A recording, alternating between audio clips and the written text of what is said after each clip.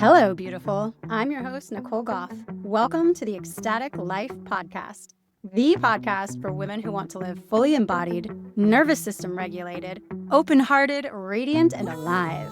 Here we explore the practices, modalities, and lived rhythms that return you to yourself, to your heart, to your body, your intuition, and your divine spark. This podcast is for women who are ready to awaken their inner creatrix, activate their inner manifester, and remember, an ecstatic life isn't a destination. It's the path we're walking together. Hello, and welcome back to the Ecstatic Life Podcast. I am your host, Nicole Desiree Goff, and today I am here for my monthly Q&A session. These questions come from members of my Ecstatic Life Academy. If you are interested in joining, I will have the links below in the show notes. And this month's question is, when life takes a tragic turn, how does practicing presence with our emotions, feeling them as sensations in the body, bringing them our awareness, and allowing them to move through us, change our experience? And this question comes from one of my inner circle members.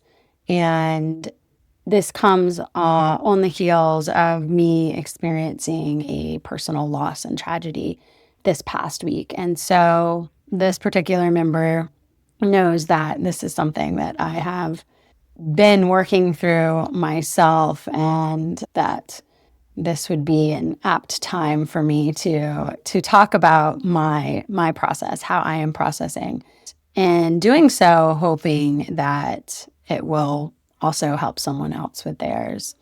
So just to let everyone know, little backstory, and this is actually the second time I have tried to record this podcast in all transparency.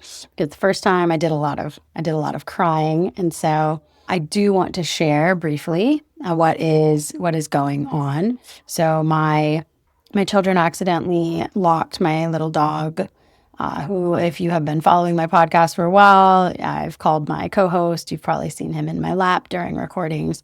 But he got in the car and went under the seat and hid, and the kids didn't see him, and they shut the door. And by the time I noticed him missing, he had passed from the heat exposure, because we live in Florida and the car was parked in the sun. And so, yeah, it was pretty rough and pretty tragic. And so moving through the guilt that I've been feeling, that I didn't look for him sooner, I didn't notice he was missing sooner, the guilt that I feel that I hadn't been giving him as much attention lately as he's needed. He's a very needy little dog, or was.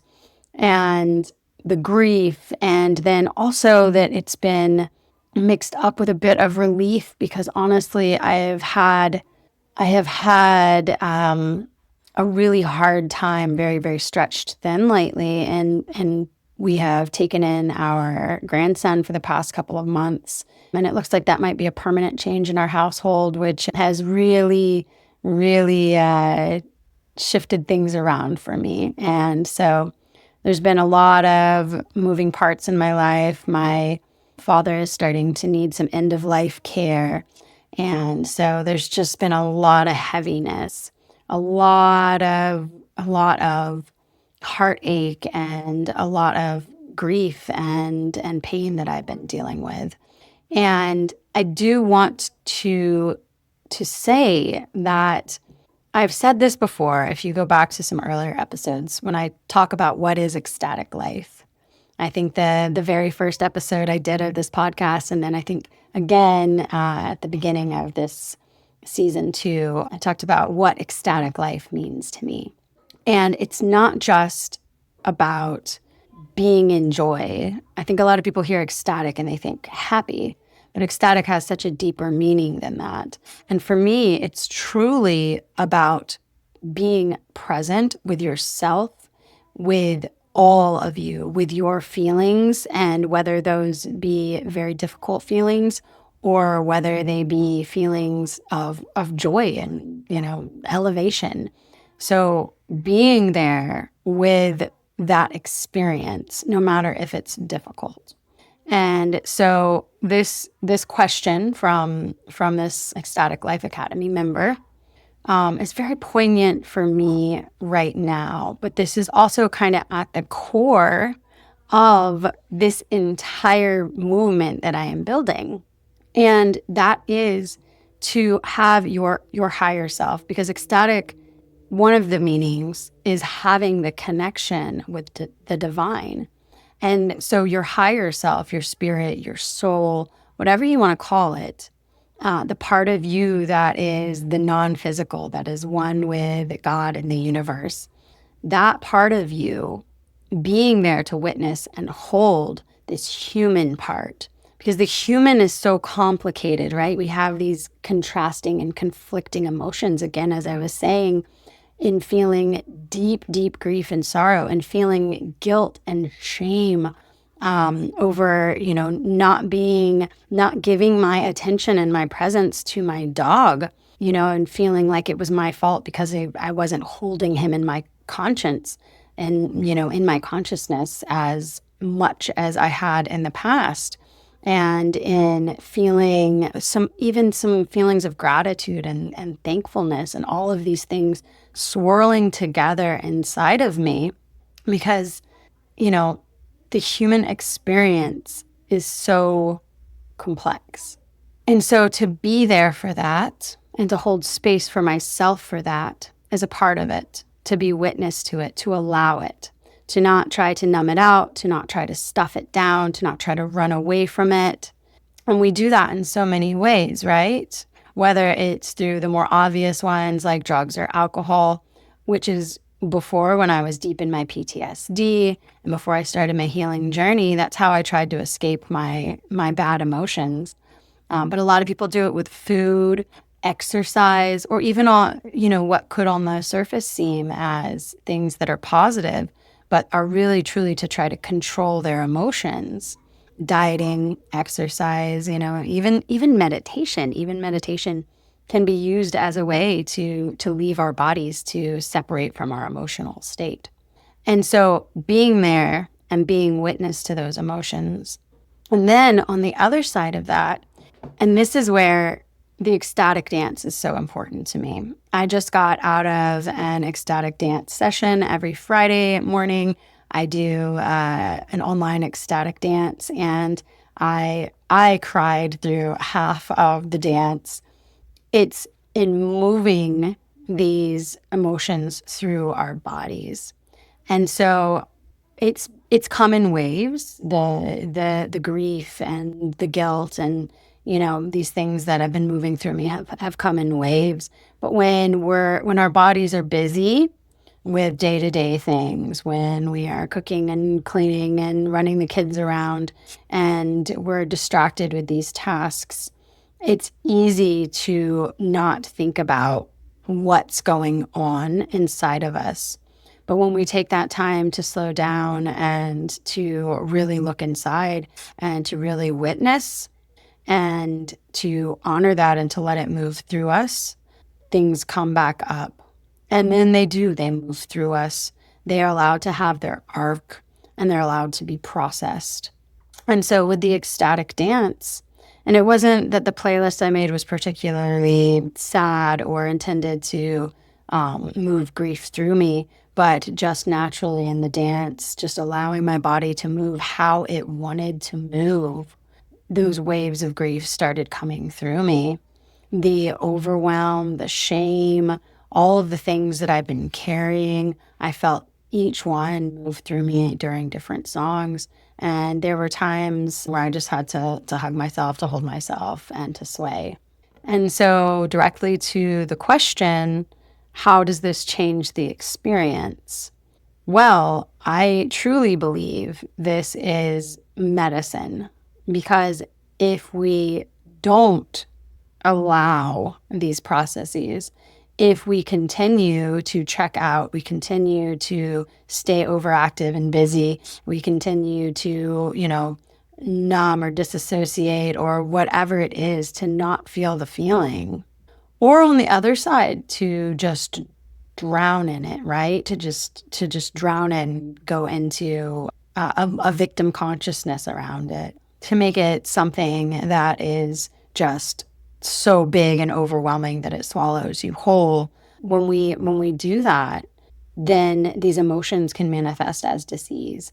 And I find that it is probably always true. I can't prove this, but it seems to be always true.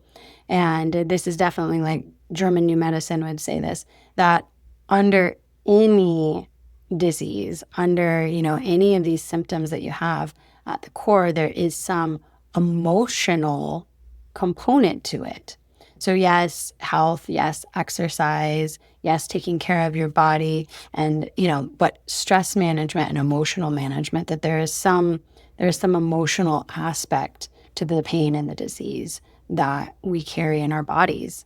So in a big way, we change our experience with it by allowing it to do what it's supposed to do.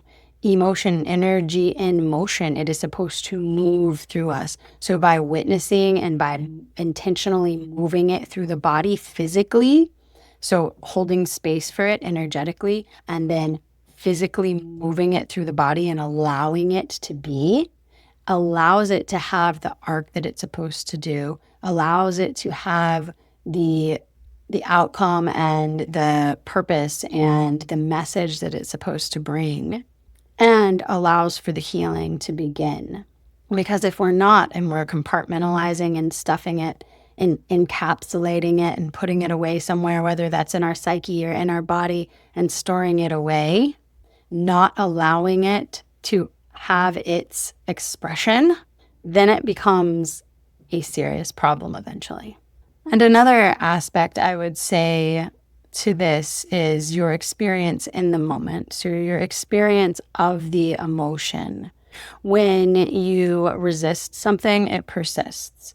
When you fight against something, it becomes stronger and louder. And so when you allow it, when you embrace it even, and hold it and witness it and allow it to give you the message it is meant to give you, it is there to give you, you actually end up having an easier time with it. And that's not to say it's easy. Grief is never easy. Losing someone you love is never easy. It's not to say it's not going to feel like pure hell. But if we can be brave enough to hear those messages and to learn those lessons, then it's not going to be something that weighs us down, that takes us down our entire rest of our lives. And it's not going to feel so impossible. And when I talk about the messages that these emotions have for us, sometimes these messages are in the body as well. The sensations in my body this past week have been tension in my neck and a weight on my shoulders and a pain in my upper back. There has been a tightness in my chest. So being with these sensations and, the chest, the lungs are areas of grief, the shoulders, feeling the burden, feeling the weight.